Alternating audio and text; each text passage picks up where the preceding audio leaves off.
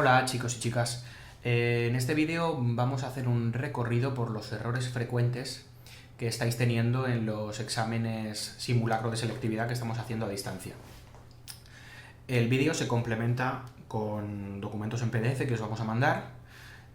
Uno de ellos es el documento que ya tenéis de recta final, en el cual vamos repasando bloque por bloque el examen de selectividad con algunos consejos, algunas pautas, algunas plantillas de modelos de respuesta y cositas así.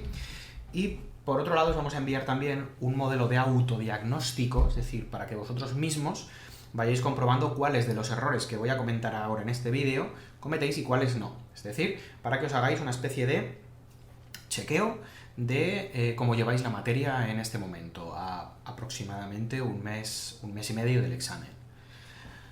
Bien, vamos a empezar. En primer lugar, vamos a ir con los errores frecuentes cometidos en el bloque de comentario de texto.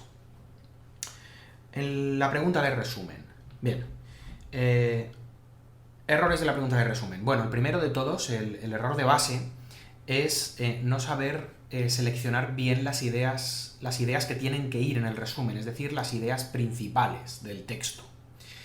Es un error que si yo lo cometo, pues me va a arrastrar a cometer otros errores y va a acabar siendo un resumen muy deficiente. Tenéis en el blog, y ya trabajamos en clase, modelos de cómo se eligen las ideas esenciales del texto. Es decir, tenéis textos con subrayado en cada párrafo las ideas principales para que os deis cuenta de cómo se detectan. Con carácter general, yo lo que tengo que hacer es quedarme con la idea esencial de cada párrafo, es decir, cada párrafo del texto yo tengo que poder reducirlo a una sola idea. Esto me obliga a quitar de las ideas esenciales de cada párrafo, pues los ejemplos, las comparaciones y otro tipo de argumentos que en realidad sirven para sostener la idea principal del párrafo. ¿Qué pasa? Que en muchos de vuestros resúmenes lo que hacéis es meter en el resumen pues ejemplos, comparaciones, es decir, cosas que no tienen que estar, porque si no, el resumen sale demasiado largo y pierde su sentido.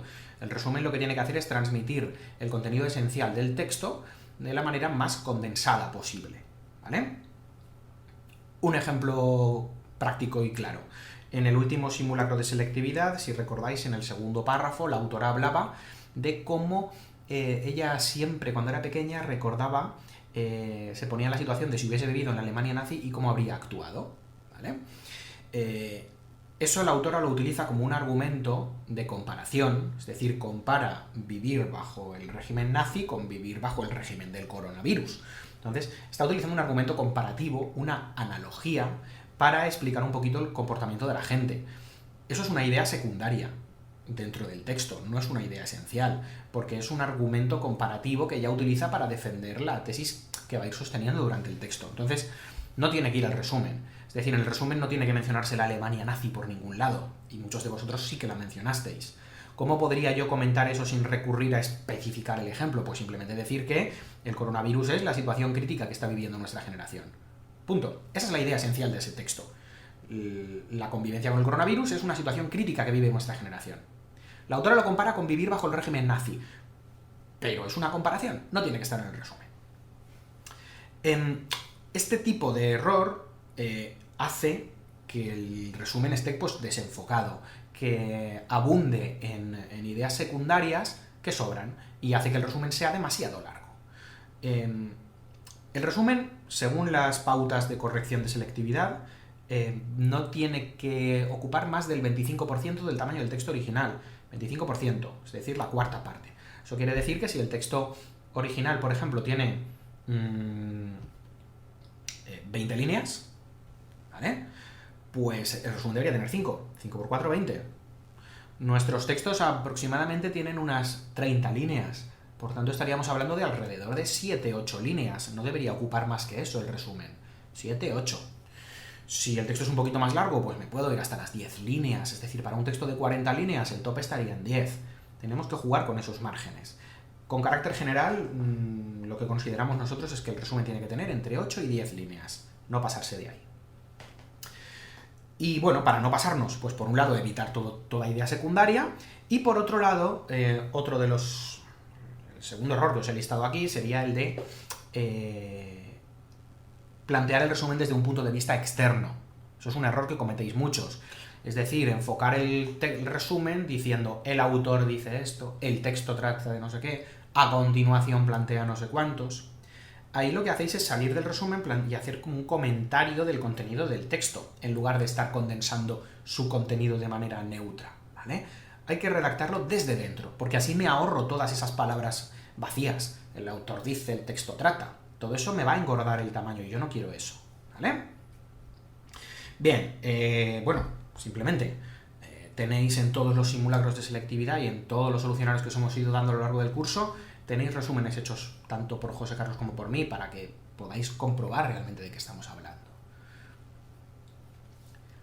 En cuanto al tema, el principal error que puede aparecer al enunciar el tema es no seguir la fórmula que hemos explicado en clase. Recordad, sustantivo abstracto, concreción del asunto y posible apostilla. Si yo no sigo esta fórmula, pues va a ser mucho más difícil que enuncie el tema de manera correcta. Por ejemplo, defensa de la labor de los sanitarios que se están sacrificando durante el coronavirus. Esa sería una forma de enunciar el tema, ¿no? De un texto determinado. Me lo he inventado, ¿vale? Es muy parecido al tema de uno de los textos que hemos trabajado, pero es simplemente para que veáis la estructura.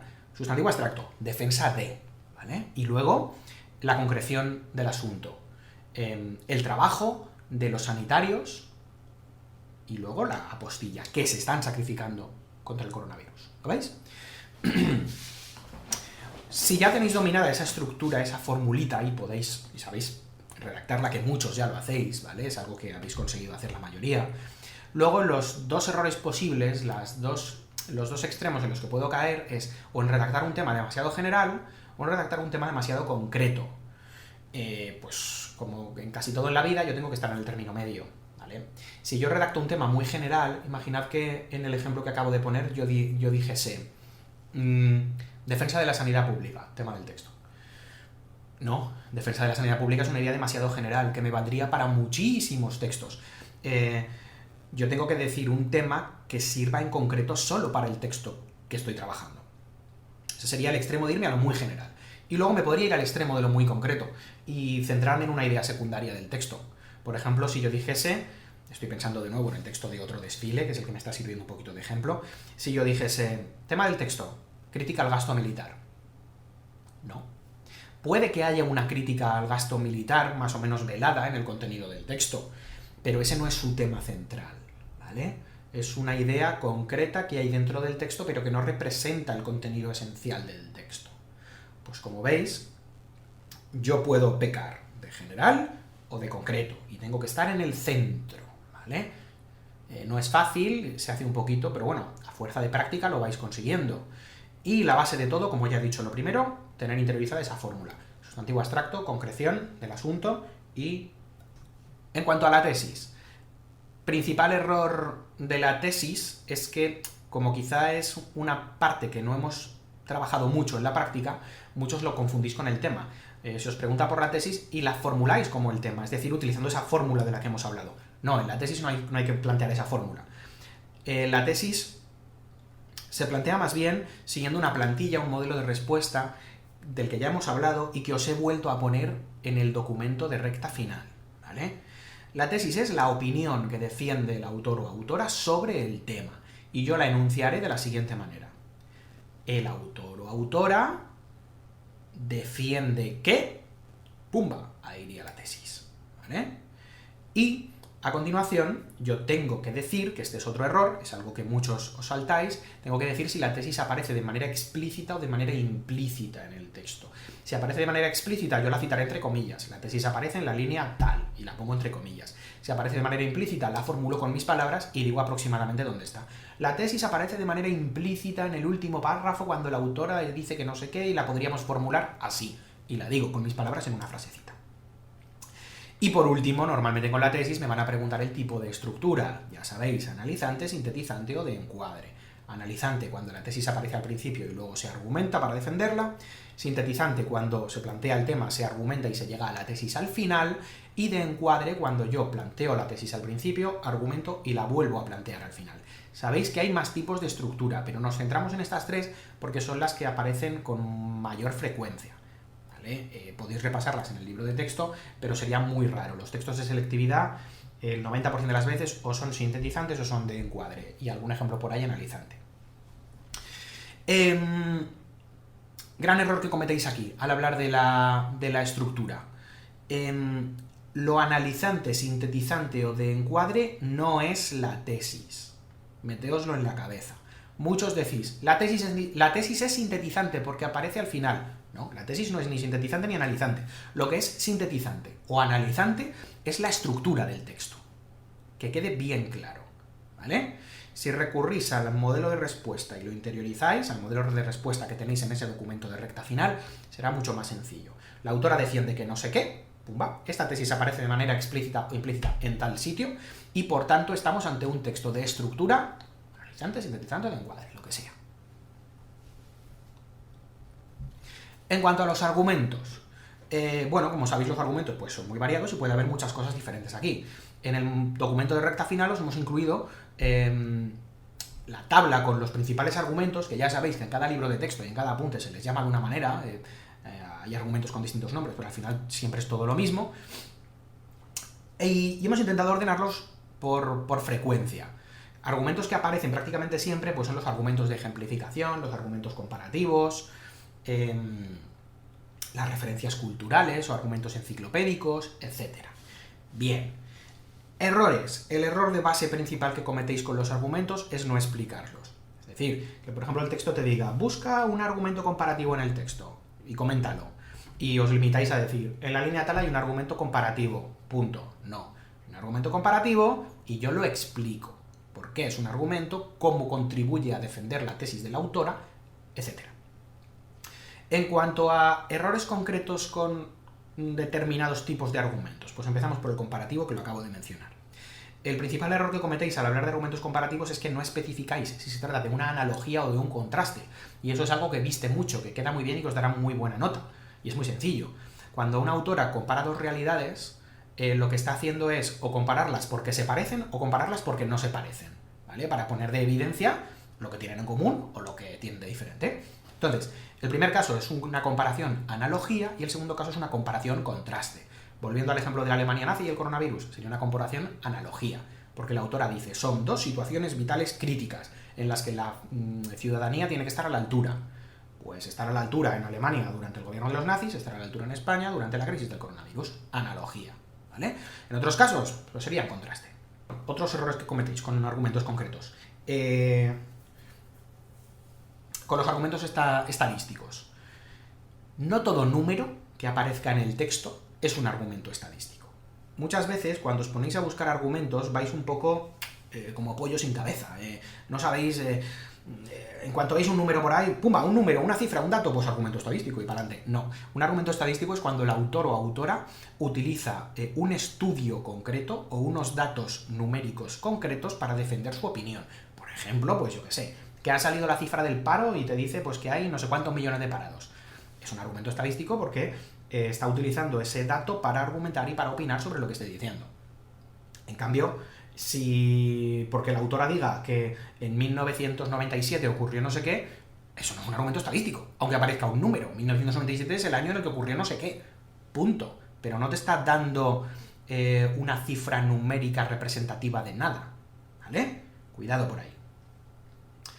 Más errores. Con los argumentos de citas. No siempre que aparece una frase entrecomillada es un argumento de citas. Un argumento de citas es cuando el autor utiliza esa frase entrecomillada en su favor. Es decir, cuando te está diciendo esta frase entrecomillada opina como yo. Argumento de citas. Ahí sí. Pero muchas veces, cuando se entrecomilla una cita de algún personaje, precisamente es para criticarlo o para desacreditarlo.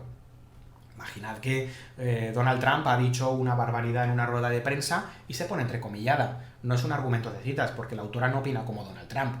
De hecho, es un argumento de ejemplificación, porque está poniéndolo de ejemplo de la barbaridad que supone la forma de pensar de Trump. ¿vale? En ese caso hipotético. Y también muy relacionado con esto, no siempre que se mencione a una persona famosa estamos ante un argumento de autoridad, ¿vale? Recuerdo ahora sí a bote pronto, por ejemplo, uno de los textos que trabajasteis hace un par de meses, el de Woody Allen, ¿no? El de Woody Allen y el inventor de la llave Allen. Sí, se habla de Woody Allen, pero Woody Allen no representa una autoridad en ese texto. No se está hablando de Woody Allen como ejemplo de director de cine en un texto que trate sobre cine.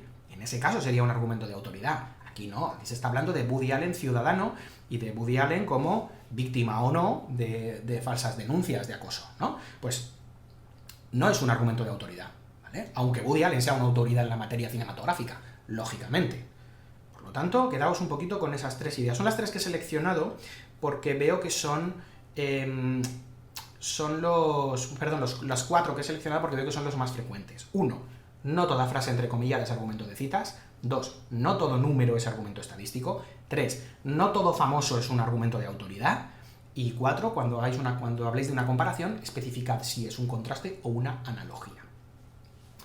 Dicho esto, una última cosita que tenéis que tener en cuenta, que os hemos indicado en ese documento de recta final. El solapamiento. Hay veces que los argumentos se solapan. Una misma idea se puede defender como argumento, se puede etiquetar como argumento de distinto tipo. Pensad, por ejemplo, un texto en el que un autor pusiese una cita de Cervantes defendiendo la literatura. Cervantes dijo no sé qué sobre la lectura. Cervantes dijo, no hay libro tan malo del que no pueda sacarse una enseñanza.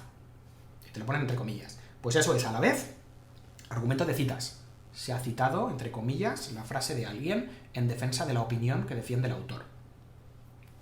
A su vez es argumento de autoridad, puesto que Cervantes, lógicamente, es una autoridad en materia literaria. Y a su vez es un argumento enciclopédico, puesto que Cervantes forma parte de nuestro acervo cultural. Como veis, esa idea que aparecería en ese texto, yo la podría explicar desde 3 argumentos distintos. ¿De acuerdo? Bien, eso por lo que tiene que ver con los argumentos. Siguiente bloque del examen, el texto de producción. Los textos de producción es una parte del examen muy peliaguda, ya lo sabéis. Yo creo que tiendo a corregirlos de manera muy generosa. Yo diría que de media os estoy dando alrededor de 1,5 puntos de 2 en el texto de producción. Y puede que en selectividad sean mucho más duros. Puede que no, pero no lo sé. Yo qué sé. El tema. Habéis mejorado a lo largo del curso, habéis mejorado en la parte superficial, es decir, en la parte de la estructura. El primer error del que hablamos en el texto de producción es no respetar la estructura externa, es decir, no dividirlo en párrafos, que no hay una división clara en párrafos, y la estructura interna, es decir, que no respetéis la estructura de primer párrafo, tema, párrafos centrales, argumentación, último párrafo, conclusión y tesis, que es la manera más fácil de hacer este tipo de textos. Eso, la mayoría, veo que lo vais haciendo bien. Me preocupa que, claro, lo estáis haciendo en casa y lo estáis haciendo con todo el tiempo del mundo. Me preocupa que seáis capaces de hacerlo en 20 minutos, que es el tiempo que vais a tener en selectividad para esta pregunta. Pero bueno, ya se verá eso. Lo que me preocupa de verdad, donde veo el principal error y donde creo que podríais perder puntos, es que estáis presentando textos con una argumentación muy pobre y unas reflexiones muy superficiales, ¿vale? Evidentemente no se os puede pedir que redactéis textos de producción, pues como los puede redactar José Carlos o como los puedo redactar yo, que tenemos pues mucha más práctica, mucha más edad y mucho más bagaje a nuestras espaldas y demás. Pero claro, es que los veo demasiado, muchas veces tengo la sensación de que cogéis una idea y os dedicáis a rebozarla y a pegarle vueltas a la misma idea y a decirla de distintas maneras para cumplir con las líneas que tenéis que rellenar. O utilizáis muy poquitos argumentos, muy poca variedad de argumentos. Se nota que no estáis acostumbrados a decir, voy a proponerme utilizar un argumento de comparación, un argumento de conocimiento enciclopédico y un argumento de experiencia personal, y aplicarlo. No, os veo simplemente que decís que el tema trata sobre hablar con uno mismo y el silencio. Vale, pues primer párrafo. Hablar con uno mismo es muy interesante porque es una manera de conocerse y está muy bien la crisis del coronavirus para aprovechar estos momentos del silencio. Y luego, en el segundo párrafo, donde deberíais empezar a argumentar y a darle pues puntos de vista chulos a esta idea, lo que veo es que volvéis a decir lo mismo pero con otras palabras. Y en el último párrafo repetís la misma idea pero con otras palabras. Entonces, claro, lo veo estructuralmente bien y por eso considero la pregunta aprobada, que sería un punto de 2. Pero claro, un poquito de chicha, por favor. Intentar desarrollar, no sé, un poco de ideas ahí, de tirar de lecturas, de películas, de poner ejemplos de cosas con las que podéis comparar la situación. Por favor, leed los textos que hacemos José Carlos y yo. No sé si lo estáis haciendo. Estamos haciendo un trabajo de redacción para que contéis con modelos. Dedicad un momentito a leerlos. No cojáis el solucionario, el texto de producción, vale, otra cosa, a ver qué he sacado aquí. No, leedlos con calma y a ver qué podéis aprender de ahí. En los textos del nuevo examen del que estáis haciendo esta semana, que ya he leído alguno, sí que he visto cositas que me han gustado más. Por ejemplo, uno de vosotros, en el texto, recordad que la idea del texto es cómo los momentos de crisis, como este que estamos pasando, hacen aflorar mesías y caudillos, ¿vale? Es decir, que los populismos, los totalitarismos y la gente que juega con la mentalidad de los demás aprovecha los momentos de crisis para ganar poder. Uno de vosotros, en el texto, he visto que habéis hecho una comparación, una analogía con el ascenso de la Alemania nazi. Perdón, con el ascenso de... Sí, perdón, con el ascenso de los nazis en Alemania en los años 30. Muy bien, eso es lo que hay que hacer. Estáis hablando del tema y cogéis y decís, un momento, ¿puedo hacer un argumento de comparación con otro momento histórico? Sí. Momento de crisis, populismos, totalitarismos ganando poder, Alemania nazi. Pues mira, planteo esa analogía. Perfecto. Eso es lo que hay que hacer y eso es lo que realmente va a hacer que en esta pregunta de 2 puntos pues podáis tener bastante. Morfología. Vale, morfología. Aquí estoy preocupado. Estoy preocupado porque, teniendo en cuenta que la mayoría vais a huir de la sintaxis, tenéis que pulir muchísimo la morfología. Estoy viendo errores que no deberíais estar cometiendo a estas alturas si estuvieseis estudiando y repasando esto. En primer lugar, la morfología, yo lo primero que tengo que hacer cuando me planto delante de la palabra es pensar su categoría gramatical, porque en función de lo que sea, yo voy a tirar por un lado o por otro. Si es un verbo, se analiza de una manera. Si es un sustantivo, un adjetivo o un adverbio, se analiza de otra. Y cada categoría tiene sus peculiaridades. Ejemplo, si yo tengo un verbo delante, lo primero que sé es que la raíz es muy fácil localizarla, porque me voy al infinitivo y le quito la terminación, punto. Así tengo la raíz del verbo, ya está. Segunda cosa del verbo, tengo que marcar la vocal temática, que muchos os coméis la vocal temática, y eso es imperdonable. Y tercera cosa del verbo, el verbo tiene unos morfemas flexivos específicos que son solo del verbo, que son el morfema flexivo de tiempo, aspecto y modo, tam, y el morfema flexivo de número y persona, np. ¿Cómo saber diferenciar bien qué es tam y qué es np? Pues no queda otra que recurrir a repasar las fotocopias que os dimos con la tabla en la que está toda la conjugación. La buena noticia es que de las 6 palabras que van a aparecer, 3 en una pregunta y 3 en otra, verbos como mucho serán 2. Un verbo en la primera batería y un verbo en la segunda batería. Así que bueno, si no acabáis de interiorizar bien la segmentación de los morfemas flexivos del verbo, pues bueno, es una dificultad menor. Y en cuanto a los adjetivos y los adverbios, pues, en cuanto a los adjetivos y los sustantivos, lo primero que yo tengo que hacer es pensar en la raíz, pensando en palabras de la misma familia léxica, y así pues descarto la raíz, que es la parte común. Y luego en lo que no es raíz, pues yo me planteo, ¿esta palabra tiene flexión de género y número? Me voy al final de la palabra y voy quitando piezas. ¿Está en plural? Pues quito la S, morfema flexivo de número. ¿Tiene flexión masculino-femenino? Vale, pues mira, hay una O que es de masculino, pues la segmento como morfema flexivo de género. Y luego ya lo que me quede por detrás, pues serán sufijos. Serán sufijos, serán interfijos y demás. Si yo tengo policías, me voy al final de la palabra. ¿Esta palabra está en plural? Sí. Policías, policía. La S morfema flexivo de número. Pero la A no es de género, porque no existe policía, policío, ¿verdad? Pues yo esa A ya no la segmento como género. A eso me refiero con este error. Y luego, en cuanto a los adverbios son la palabra más fácil de analizar porque en los adverbios solamente hay raíz y sufijos, o prefijos. No hay inflexión, los adverbios son palabras invariables. Yo no puedo marcar un morfema de género o un morfema de número en un adverbio, ¿vale? Y, por último, lo más importante de todo, el gran error que he visto en la morfología y que es un error que si lo cometéis en selectividad os piso el cuello, o sea, que es dejaros media pregunta sin contestar. La pregunta es, segmenta estas palabras y di la categoría gramatical y el tipo de palabra según el proceso de formación que ha seguido. Que es una parte muy fácil y que a muchos os la estáis comiendo, y eso quiere decir que vais a perder la mitad de los puntos de la pregunta de la manera más tonta imaginable.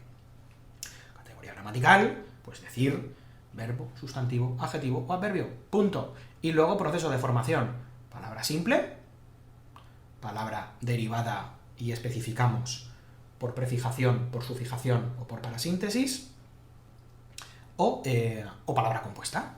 Ya está, es así de sencillo.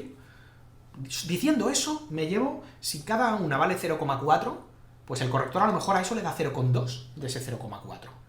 O sea, daos cuenta del fallo que supone saltarse eso por un despiste. La sintaxis. Bien, en la sintaxis no hay muchos errores frecuentes porque no es muy frecuente que contestéis a la sintaxis, entonces no hay mucho que comentar. Simplemente, quien la tenga dominada ya sabe que la sintaxis ahora es muy fácil, porque me hacen preguntas concretas. ¿Qué función cumple este complemento? ¿Qué función cumple este sintagma? Analiza este pequeño fragmentito, explica la estructura de la oración. Pues muy fácil. Lo único que os pediría, no contestéis con una sola palabra nunca. Esto vale para la sintaxis, vale para el léxico, vale para la modalización. Si a mí me dicen, ¿qué función cumple este sintagma? Y la función es complemento directo, por favor, que la contestación no sea complemento directo. Que la contestación sea el sintagma propuesto cumple la función de complemento directo en la oración principal. Y ya está. ¿Vale? Porque si yo soy corrector de selectividad y tengo dos alumnos delante y uno ha contestado complemento directo y el otro ha contestado el sintagma propuesto cumple la función de complemento directo en la oración principal, no le voy a dar lo mismo a los dos. A uno le daré la máxima nota y al otro le daré un poquito menos. Es una manera muy tonta de perder puntos. Este tipo de cositas son las que marcan la diferencia en selectividad a la hora de tener buena nota o tener una nota más mediocre. Y luego, bueno, pues otra cosa que os comentaría como error frecuente, hay una pregunta que puede caer, que es la de explicar la estructura de la oración. Esto no lo hacéis bien. Esto, los que habéis cogido sintaxis, yo diría que no lo ha hecho bien nadie. Explicar la estructura de la oración es ir de fuera a adentro, ¿vale? Es ir desde la parte externa y ver cuál es la estructura general y luego ir entrando y diciendo lo que hay, ¿vale? Por ejemplo, estamos ante una oración compuesta coordinada copulativa. En el interior de la oración coordinada 1 tendríamos una oración subordinada sustantiva de sujeto y en el interior de la oración coordinada copulativa 2 tenemos una oración subordinada de relativo haciendo de complemento del nombre dentro del sujeto. Por ejemplo, sería explicar un poquito, ir entrando diciendo lo que hay. Requiere hacer una especie de análisis de toda la oración, pero superficial, sin llegar al nivel de la palabra, por lo menos para ir viendo si hay coordinación o yuxtaposición en la capa externa, si luego ahí dentro hay subordinadas haciendo funciones o no, que las habrá, si los sujetos están omitidos o no, ese tipo de cositas, ¿vale? Modalización. Vale, en la modalización hay un montón de errores y la modalización creo que es una parte muy fácil, más fácil todavía con el modelo coronavirus de examen, y creo que los errores se pueden subsanar de manera muy fácil. En el documento de recta final os lo hemos intentado facilitar todavía más. Os hemos puesto los mecanismos de modalización posibles, los 7 u 8 que hay, en orden de cuáles son más frecuentes y más fáciles de localizar. Y además en cada uno de ellos os hemos puesto un pequeño modelo de respuesta, para que lo interioricéis, para que sepáis cómo se contesta esto, que es donde estáis fallando principalmente. Vale, el primer error que cometéis, elegir mecanismos no significativos. Os están diciendo que elijáis 3 mecanismos de modalización del texto. En el modelo original eran 5, ya lo sabéis, la cosa se está facilitando mucho. ¿Qué 3 elijo? Pues no se eligen a voleo. Yo cojo el texto y miro qué es lo más significativo en ese texto. Pero con carácter general, en todos los textos, lo más fácil de localizar y lo que siempre va a haber va a ser léxico valorativo, modalidad oracional distinta, es decir, por un lado estará la enunciativa, pero siempre va a haber alguna exhortativa o alguna exclamativa o alguna interrogativa que comentar, y recursos retóricos, porque todos los autores siempre intentan dar una pizca de aire literario al texto, ¿de acuerdo?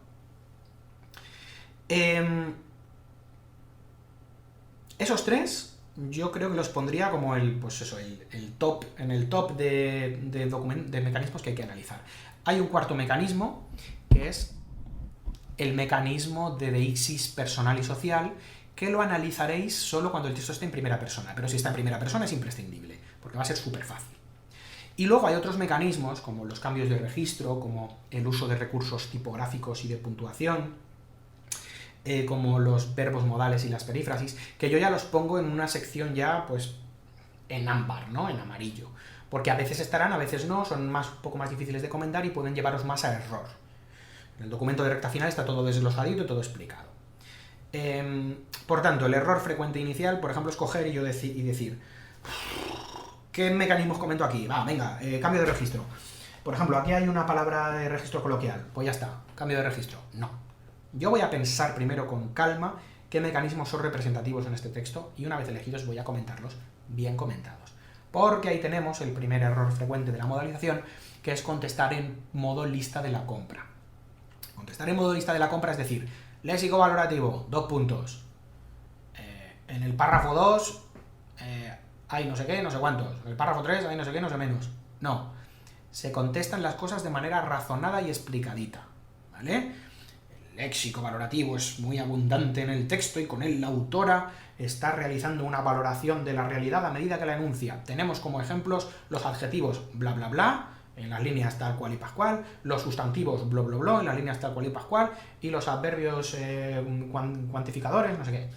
Por ejemplo. Eso para todos los mecanismos. Se comentan, no simplemente se citan, como si fuese lo que he dicho, una lista de la compra. Y luego, bueno, pues hay errores expresivos al manejaros en esa explicación. Por ejemplo, hay mucha gente que contesta diciendo en el texto hay modalidad oracional, porque hay una frase enunciativa en la línea no sé qué. No, mal. Claro que hay modalidad oracional. Desde el momento en el que tú estás escribiendo oraciones, estás ajustándote a una modalidad oracional u otra. O sea, eso está muy mal explicado. Yo tengo que decir que la modalidad oracional predominante en el texto es la enunciativa, que es la característica del lenguaje objetivo periodístico, y con la cual se expresa certeza sobre lo dicho. Pero también aparecen otras modalidades oracionales más propias de la subjetividad, como por ejemplo la exclamativa en la línea no sé qué, la interrogativa en la no sé cuántos y la exhortativa en la no sé menos, con la cual la autora se dirige al lector y bla bla bla. Así se contestan las cosas. Insisto, tenéis en ese documento de recta final, hay un modelito de respuesta para cada mecanismo dentro de la modalización. Por favor, eso imprimido y a machacarlo ahora, cuando está ahora en esta etapa de repaso. Y por último, el léxico. Vale, pues el léxico. El léxico para mí es el gran bloque de peligroso.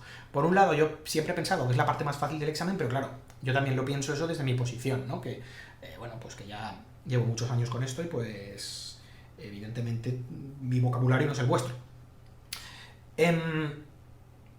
Errores, de nuevo, contestar con una sola palabra. No, si a mí me dicen pon un sinónimo para no sé qué, no contestéis con la palabra y ya está.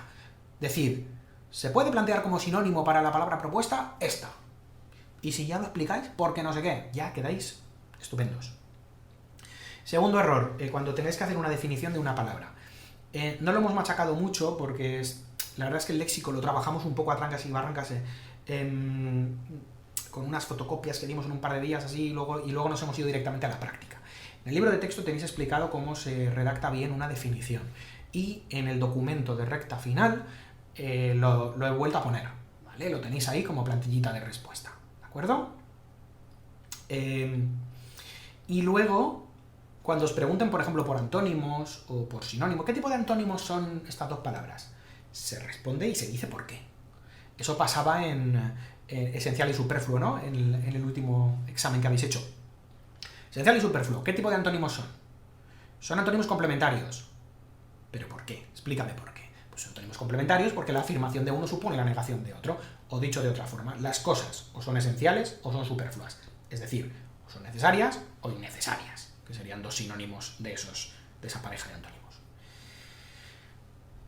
Vale, pues esto es todo. He ido un poco rápido y quizá de manera atropellada porque no quiero que salga un vídeo excesivamente largo. Y bueno, en realidad pues esto ya sabéis que se complementa con otros documentos que tenéis en PDF y demás. Simplemente, por favor, estamos en una etapa de repaso y muy importante, de reflexión y de autodiagnóstico de los errores que cometemos para ver qué es lo que mejor se nos da, qué es lo peor y qué es lo que podemos ir puliendo. A ver si hay suerte y podemos volver al aula dentro de poco y empezamos a meterle mano ya de manera presencial a los puntos más complicados. Eso es todo de momento. Muchas gracias y buena suerte.